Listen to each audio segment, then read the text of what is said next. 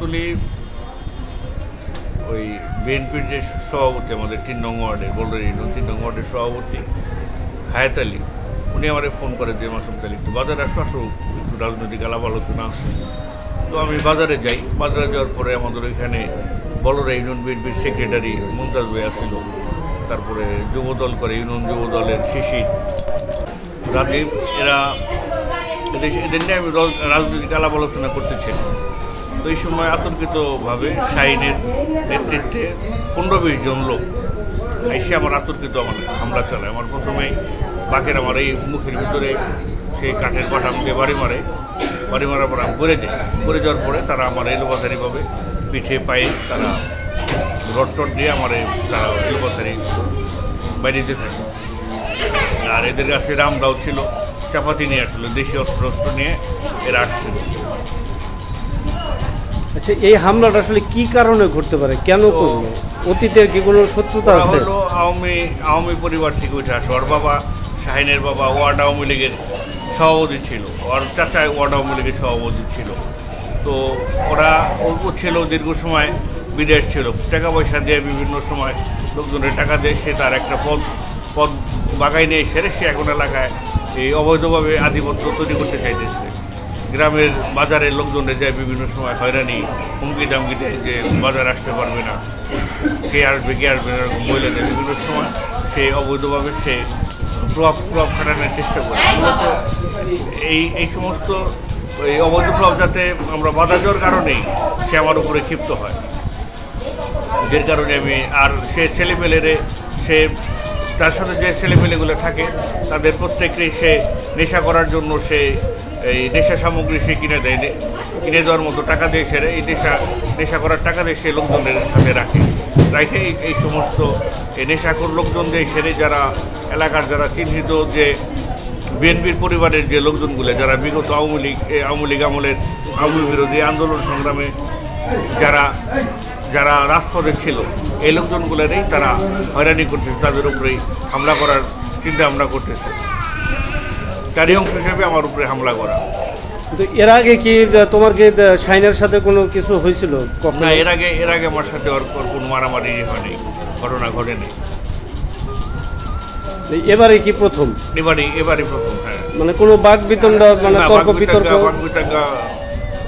এটাও হয়নি আমার সাথে। তো বিভিন্ন সময় বিভিন্ন লোকজনের কাছে বলে বেড়াইছে যে তারা আমার মারার জন্য তারা লোকজন ঠিক করে আর কি, এরকম তারা আলাপ আলোচনা বিভিন্ন জায়গায় করে যে না এই করতে হবে গ্রামে তার আধিপত্য বিস্তার করার জন্য। গ্রামে আমি তো সবসময় মাদকের বিরুদ্ধে কথা বলি, যারা আছে সাংবাদিক ভাই যারা আছে এরাও জানে যে সবসময় মাদকের বিরুদ্ধে আমরা কথা বলি। তো তার সাথে যে ছেলেপেলেগুলো ঘুরায় তো সবগুলোই তারা মাদকাসক্ত, এদের নেই সে মূলত তার চলাফেরা। তো এই ঘটনা যখন ঘটে আশেপাশের লোকজন কেউ আগে আসে না? আশেপাশের লোকজন আগে আসছিল, যারা ছিল এখানে তারা আমার ট্রেনের জন্য আগে আসছিল। তো তার আগেই আমার প্রথমে যে বাড়িটা বাড়ি মারার পরে ঘুরে যাই, করার পরে তারা এলোপাথারিভাবে আমার এই পিঠে এবং পায়ে তারা বাইরে থাকে। তারা এক পর্যায়ে আমার মারার পরে আমি যখন পড়েছিলাম ওইখানে, তো তারা চলে যাওয়ার পরে লোকজন আমার ওইখানে পাশের জাহাঙ্গীরের যে দোকান আছে সেই দোকানে নিয়ে যায়, আমার ধরাধরি করে ওই দোকানে নিয়ে যায়। সে বিষয়ে কোনো মামলা বা অভিযোগ হয়েছে নাকি এখন পর্যন্ত? আমি অভিযোগ করছি থানায়। ঘটনা এটা হচ্ছে আমরা অতীতে ভাই বোনদের নিয়ে এবং সাধারণ জনগণ নিয়ে ওখানে চা খাচ্ছিলাম বড়াতলি বাজারে। তো হঠাৎ দেখি আপনার ওই 50 থেকে 60টা মোটরসাইকেল মহড়া দিয়ে আপনার অস্ত্রশস্ত্রে সজ্জিত হয়ে আপনার এই কিছু লোক আসে এবং তারা মনে করেন যে ওই শান্ত মায়ের নামে স্লোগান দিতে থাকে, যে মাটি শান্ত ভাইয়ের ঘাঁটি, এই স্লোগান দিয়ে মনে করেন যে অতর্কিতভাবে তাদের উপরে আক্রমণ চালায় এবং কি ওখানে যে আমরা বসার যে চেয়ার ছিল ওগুলো সম্পূর্ণ ভাঙচুর করে। সেই সাথে একটা মোটরসাইকেল ছিল, মোটরসাইকেল হেডলাইট ভাঙচুর করে। এই হেডলাইট ভাঙচুর করে সে পরে কি ইতিমধ্যে আসার পথে তারা ওই আপনার কিছু স্কুল পড়ুয়া শিক্ষার্থী ছিল, ওদেরও ওই শান্ত ভাইয়ের স্লোগান দিয়ে ওদের উপরেও আক্রমণ চালায়, ওরাও আহত হয় এবং কি ফিরতি পথে ওরা আপনার এই আমার যে ভাই আছে আপনার কবিতানা স্কুল গেট সংলগ্ন একটা দোকান করে, মুদি ব্যবসা করে। ও আসলে শারীরিকভাবে একটু অসুস্থ এবং কি ওর একবারে আপনার কি বলে সহজ সরল টাইপের লোক। তো ওই দিনকে রেজাল্ট মিদা যে ও মনে করেন যে যুব দলের আহ্বায়ক, বলরাম যুব দলের আহ্বায়ক, ও আমার ভাইকে রামদা দিয়ে এভাবে মনে করেন রামদা ঠিকিয়ে আপনার ওকে ভয়ভীতি প্রদর্শন এবং সাথে চরথাপড় মারে এবং মাসুম সিকদার ওখানে যা লুপ্তরাজ করে সেই সাথে মনে করেন ওখানে জড়িত ছিল আমান আপনার যুবলীগের মামুন, তারপরে মুরাদ, আজাদ সিকদার। এরা আসলে অতীতে যুবলীগ করছে, এরা এখন বিএনপি দাবি করতেছে। আসলে এগুলা বিএনপি কেউ না, এগুলা টোটালি দালাল। যে সময় যে দল ক্ষমতায় থাকে তার সামনে চায়। আমাদের তার নিয়ে আজকে আলোচনা এই মাসুম সিকদারের চরিত্রটা এরকম যে দল থেকে সুবিধা পাবে সেই দলে মনে করেন যে ভিড়বে। তো অতীতে এরকম অনেকগুলো আওয়ামী লীগ করছে, আওয়ামী লীগের রাজনীতির সাথে সম্পৃক্ত ছিল, মানে দলীয় শৃঙ্খলা ভঙ্গ করে সে আওয়ামী লীগের পক্ষে কাজ করছে, ভোট দিয়েছে, করছে, নিজের বাড়িতে আওয়ামী লীগের ক্যাম্প উঠিয়েছে। সে সম্পূর্ণ দলীয় শৃঙ্খলা ভঙ্গ করে, এই জন্য তাকে আপনার শোকজও করা হয়েছে। এখন সে মনে করেন যে অন্য দলের অন্য সুবিধার জন্য এখন সে অন্য কাজ করতেছে। কিন্তু ওইখানে ওইদিনকার যে বিচ্ছিন্ন ঘটনাটা, তারা সম্পূর্ণই রাজনৈতিকভাবে আধিপত্য বিস্তার করতে চাইছিল, একবার উদ্দেশ্য প্রণোদিতভাবে আমাদের উপরে এবং শিক্ষার্থীদের উপরে, আমার ভাইয়ের উপরে হামলা চালাইছে। আমার ভাইয়ের তো এখন ওকে প্রাণনাশের হুমকি দিছে, সে চাঁদা দাবি করছে, মানে আবার বলছে যে যদি তুই এখানে দোকান করো, তোর দোকানের ভিতরে ঢোকায় পেট করে জ্বালাই দিন, তোর বাইরে যেখানে পাবো সেখানে খুবই মাইরা ফেলাই দেবো। এখন এর কারণে আমি এবং আমার পরিবার টোটালি আতঙ্কগ্রস্ত, কারণ আমার ব্যক্তিগতভাবে আমার এবং আমার পরিবার কোনো শত্রু নাই, কিন্তু তারা যেভাবে আমাদের প্রাণনাশের হুমকি দিয়ে বেড়াচ্ছে আমার এবং আমার ভাইকে, তাতে আমরা খুবই আতঙ্কিত এবং দ্বিধাগ্রস্ত। আমরা চাই প্রশাসনের সর্বাত্মক সাহায্য চাই, কারণ কোন সময় তারা আমাদের যান এবং মালের ক্ষয়ক্ষতি করে ফেলে। কিন্তু মাসুম সিকদার আহত হওয়ার এই মারামারিটা কিভাবে হইল? এটা একটি বিচ্ছিন্ন, সে কিভাবে আহতটা হইল? এটা একটি বিচ্ছিন্ন ঘটনা। বললাম না যে তারা আমাদের ভাই ব্রাদারের উপরে আক্রমণ চালাইছে। ওই আক্রমণের একদম মোমেন্ট আপনার হচ্ছে হয়তো ধস্তাধস্তি এক পর্যায়ে সে আহত হইতে পারে। আমাদের অনেকগুলো ছেলে আহত হয়েছে। আসলে ঘটনাটা এরকমই হইতে পারে যে ধস্তাধস্তির এক পর্যায়ে তারা হয়েছে, আহত হয়েছে সম্ভবত। আচ্ছা ভাই, যে যুবদল নেতা মাসুম এর হামলার উপর বেস করে মাসুমের একটা অভিযোগ আছে যে আপনি যে উপজেলা বিএনপি সহ সাংগঠনিক সম্পাদক, আপনার অনুসারীরা তার উপরে হামলা করেছে আসলে, এবং সে যে মামলা করেছে, মামলা করতে আপনাকে আসামি করা হয়েছে এবং আপনাকে 1 নম্বর আসামি করা হয়েছে, আমি যতটুকু জেনেছি। আসলে হামলার এই বিষয়টা আসলে কি নিয়ে এবং এটার আসলে রহস্যটা কি বলবেন? হামলার এই বিষয়টা আসলে দলীয় গ্রুপের একটা অংশ। আমি আফরোজা খান্ডিতে আপার সাথে রাজনীতি করি, আর ওই দিনকার যে কেন্দ্রটা হয়েছিল তখন আমি ব্যক্তিগত প্রয়োজন এলাকার বাইরে ছিলাম। আমাকে এলাকার লোক মুঠোফোনে জানিয়েছে, পরে জানতে পারলাম ওদিনকার মাসুম সিকদার এবং রেজাউল মৃধা তারা আনুমানিক রাত 8:30টার দিকে 50 থেকে 60টা মোটরসাইকেল নিয়ে বহলাতলি ঢুকছে। ঢোকার পর আমার বাড়ির সামনে এখানে মোটরসাইকেল সব ব্রেক দিয়ে সেখানে সে এই হরিরামপুরের মাটি শান্ত ভাইয়ের ঘাঁটি সাবেক বিএনপি সাধারণ সম্পাদক সাবেক সাংসদ মনিরুল ইসলাম খান শান্ত ভাইয়ের স্লোগান দিয়ে তারা বহলাতলি বাজারে যায়। যাওয়ার পূর্বে সে এখানে একটা হলুদ সন্ধ্যা অনুষ্ঠান হইতেছে, সেখানে কিছু ছেলে কোমলমতি শিক্ষার্থী এবার এসএসসি পরীক্ষা দিবে, তাকে তুই শাহিন মিদার লোক কিনা বলে ওদেরকে মারধর করছে।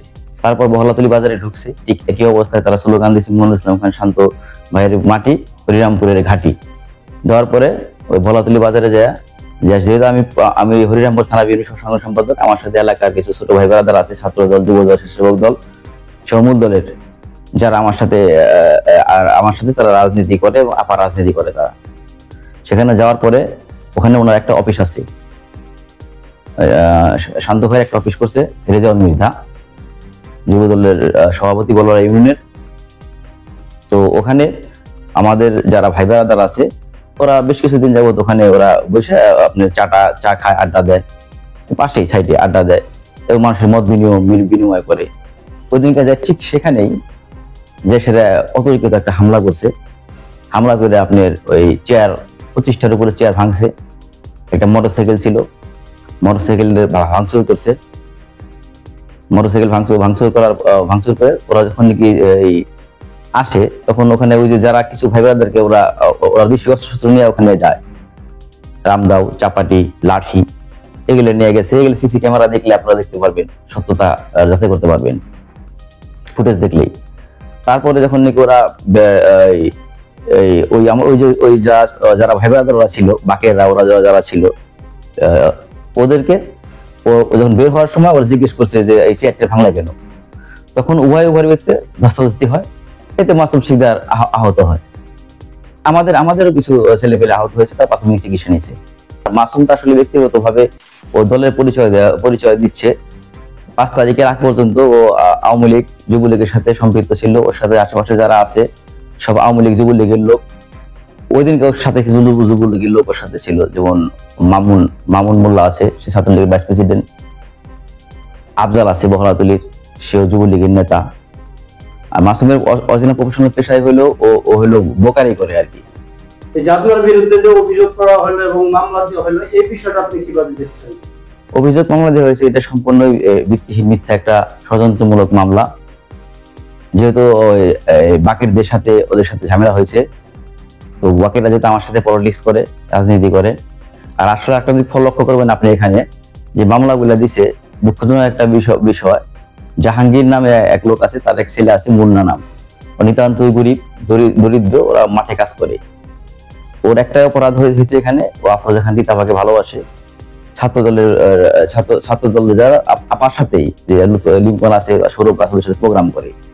ওকে কিন্তু আপনি দেখেন এলাকায় যে মামলা যেগুলো আসামি করছে, আমার এলাকায় বা পার্শ্ববর্তী গ্রামের যারা করছে সবই তিতাপার অনুসারী। আর এই মিথ্যা মামলার আমি তীব্র নিন্দা এবং প্রতিবাদ জানাই, এবং আমার আইন শৃঙ্খলা বাহিনীর কাছে আমাদের অনুরোধ থাকবে তারা যেন এটা সঠিক তদন্ত করে এই মামলা থেকে অব্যাহত দেয় সবাইকে। আমি বলাতলির ঘটনার জানার সাথে দ্রুত হাসপাতালে যাই এবং হাসপাতালে মাসুমকে রক্তাক্ত অবস্থায় দেখি এবং তার মুখ খুব দেখতে খুব আকৃতির খুব ভয়ঙ্কর লাগতেছিল এবং নিজের কাছে খুব খারাপ লাগতেছিল। তখন আমি তার কাছে জিজ্ঞেস করি, আসলে যেহেতু আমি উপজেলা যুবদলের সদস্য সচিব, সে আমার ইউনিটের যুগ্ম আহ্বায়ক থানা যুবদলের, তাকে আমি জিজ্ঞেস করি যে আসলে কীভাবে কী হলো। তখন সে বলল যে শাহিন মির্জার অনুসারী বাকের তাকে আক্রমণ করছে এবং তার আশেপাশে সবাই ছিল এবং তাকে একাপাই আক্রমণ করছে। আর মাসুম যদি কোনো অপরাধ করে থাকে, মাসুম যদি দলীয় কোনো অপরাধ, সেখানে দলীয় সাংগঠনিক ব্যবস্থা আমাদের আছে। আমি যুবদলের সদস্য যদি জানতে পারতাম, তার বিরুদ্ধে ব্যবস্থা আমি জেলাকে জানাতাম, জেলা কেন্দ্রকে জানাতো।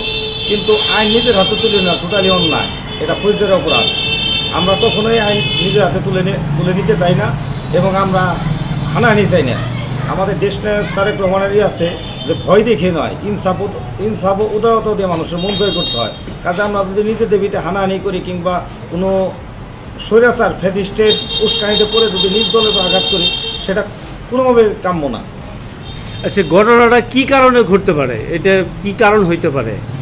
ঘটনাটা আমি মাসুম শিকদার যেটা আমাকে বললো যুগ্ম আহ্বায়ক, যে তার সাথে দীর্ঘদিন ধরে তাকে হুমকি দামকি, সে তো আসলে প্রবাসে থাকে, প্রবাসে থাকার পরে সে যখন আসে তাকে বলে বিভিন্ন হুমকি দামকি দিয়ে থাকে এবং বিভিন্ন লোকজনের হুমকি দামকি দেওয়ার পরে মাসুম শিকদার সেটার প্রতিবাদ জানায় তার সাথে রোশানালে পড়ে যায়। সাংগঠনিকভাবে এটার প্রক্রিয়া কি? সাংগঠনিক আসলে মাসুম শিকদার যেহেতু আমার যুবদলের যুগ্ম আহ্বায়ক, সেক্ষেত্রে যার ভিকটিম, যার কথা উল্লেখ করে বাকের, সে আসলে স্বেচ্ছাসেবক দলের থানার সদস্য। সেক্ষেত্রে স্বেচ্ছাসেবকের জেলা জানে তাকে কী ব্যবস্থা নেবে এবং সে যদি অপরাধ করে থাকে অবশ্যই তার ভিতরে সাংগঠনিক ব্যবস্থা নেওয়া দরকার।